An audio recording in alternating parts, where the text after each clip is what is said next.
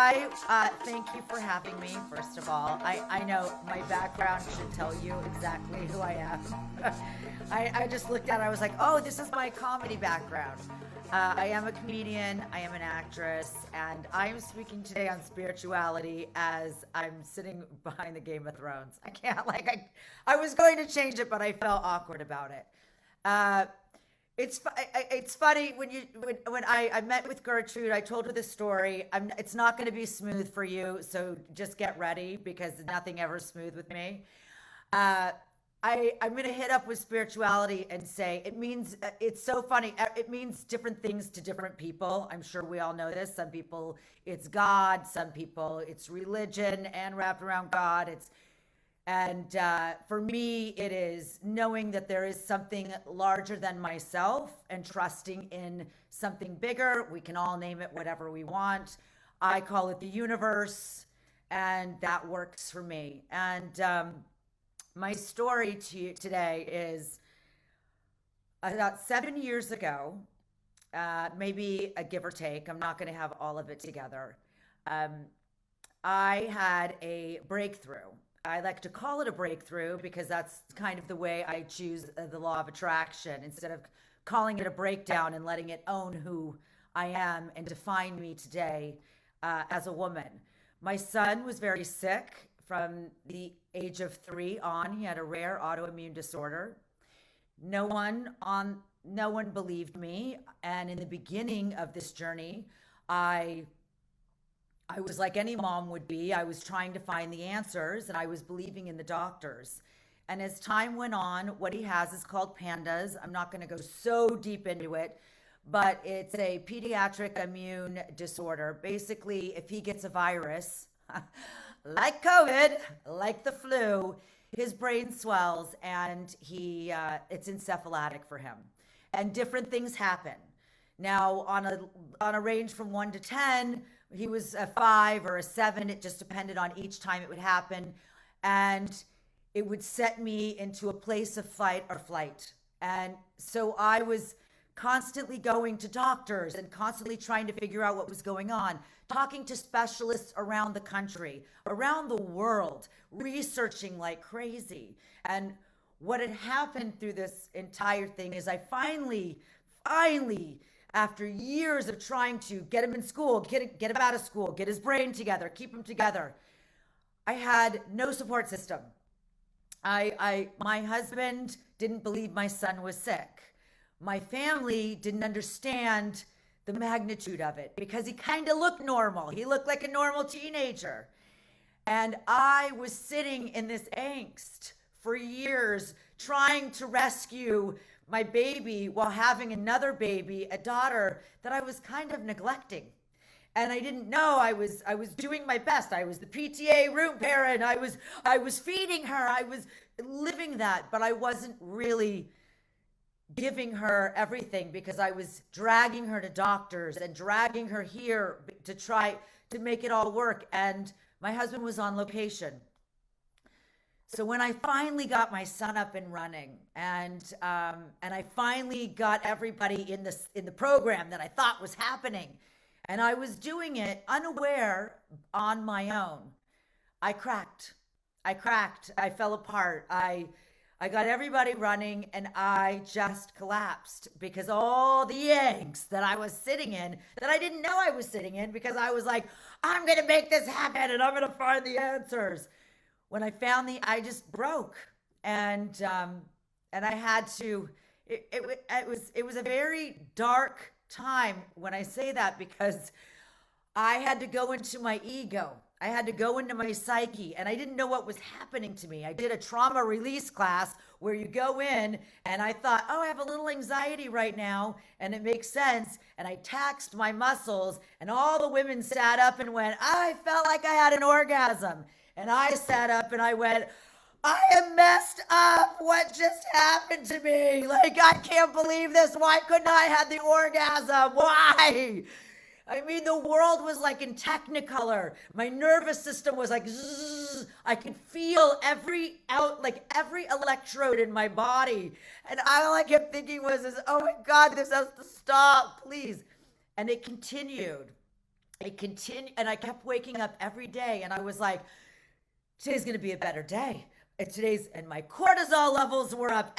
I didn't know even what these things were at the time. Like I didn't know. I was just like, I am freaking out. I am talking to dead people. I can't sleep. Like I had gone. I mean, I was walking outside of the house, and everything was in Technicolor, and I was shaking. My pupil, like I didn't know what was happening to me. I'd never experienced anything quite like this.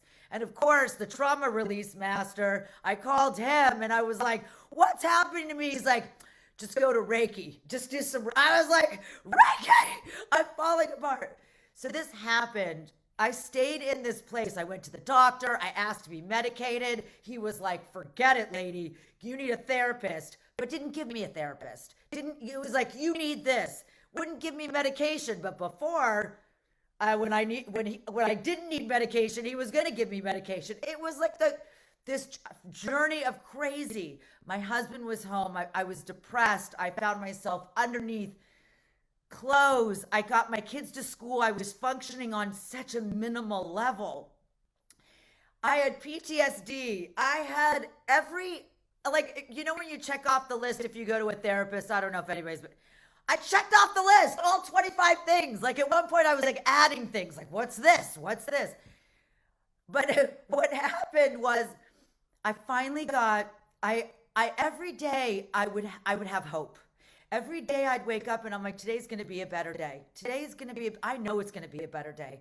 And I would listen to music and I would listen and I'd hear a song and a word in a song. And I remember running and it was a Pink song and my music skipped all over the place. And all of a sudden it literally went on to, you never give up and try and try and try. And I'm thinking I'm going in a home.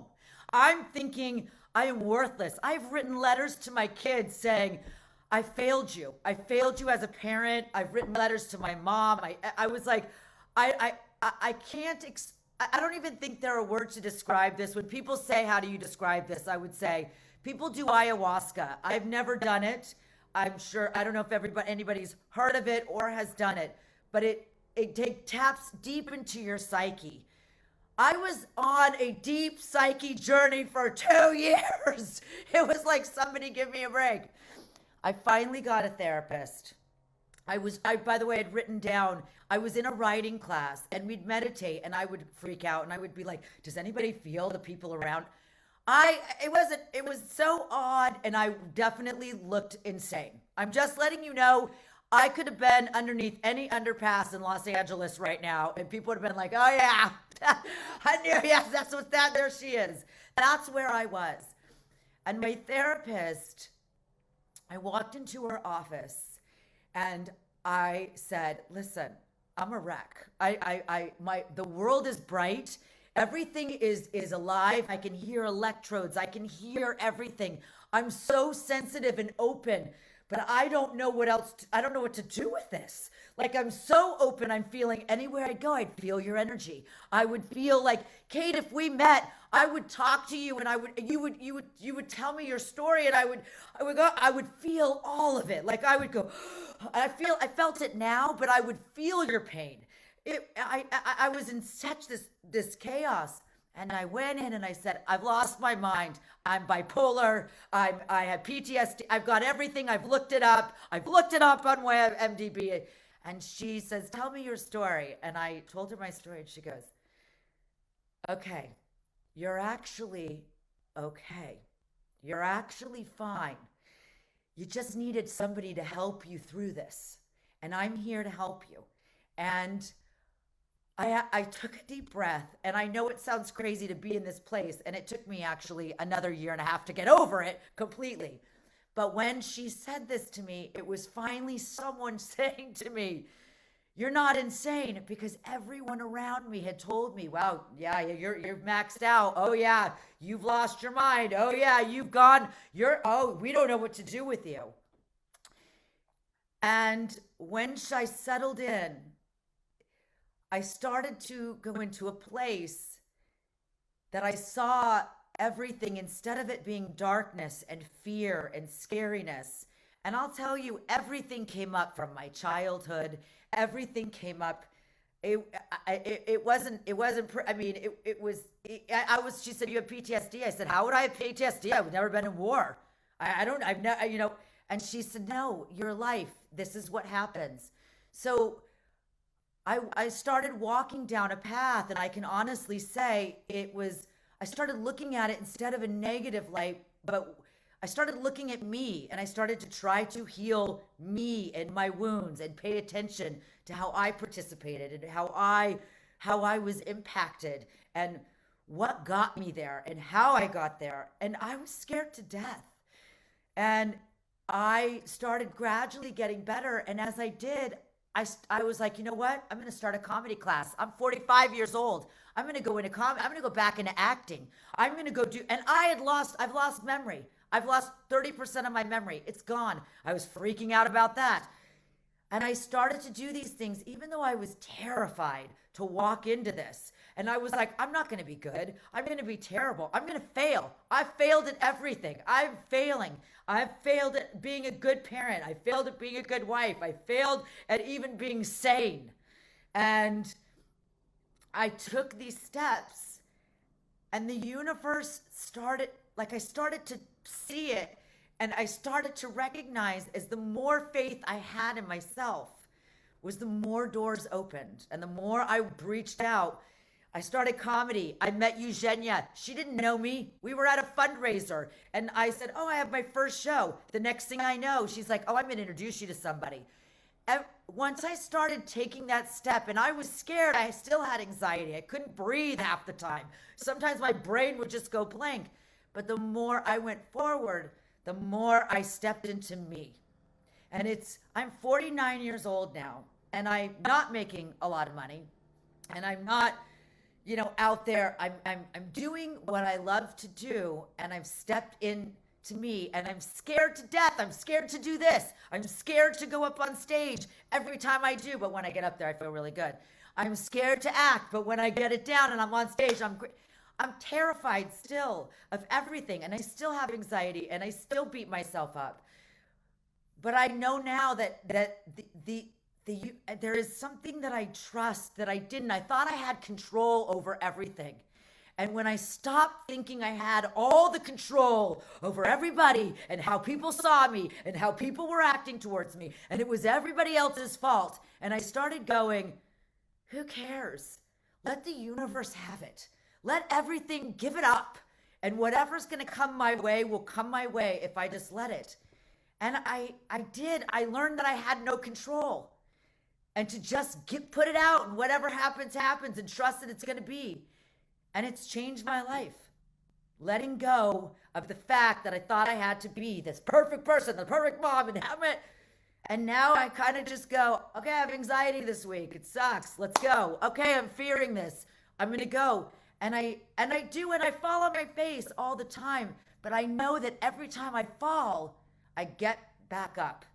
Somehow. I don't even know how it happens. But I get better for it, and I fail, and I'm like, hey, okay, here we go again. And it gets easier because I'm not failing, I'm just growing. And I don't know if this is a spiritual journey, but I got to tell you, for me, it was the biggest spiritual journey because I started trusting in something other than myself for the first time. And my life has changed, and the people in it have changed. And I still have weird things, but I have to put myself in check and constantly go, how am I contributing to this? I am sure I'm over my time, so I will get out and let you go. Thank you for having me. And I hope you enjoyed my story. And if you didn't, well, again, what can you do?